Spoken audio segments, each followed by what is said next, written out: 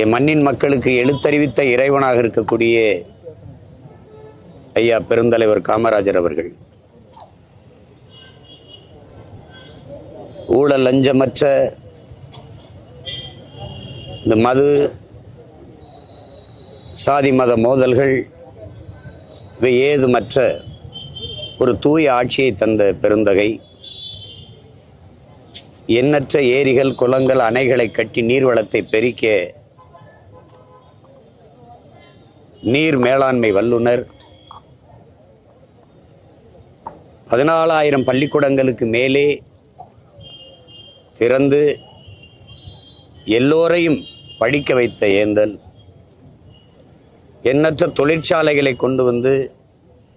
படித்த இளைஞர்களுக்கு வேலை வாய்ப்பை பெருக்கி நாட்டு மக்களிடையே நிலை வந்த வறுமை ஏழ்மையை போக்கிய பெருமகனார்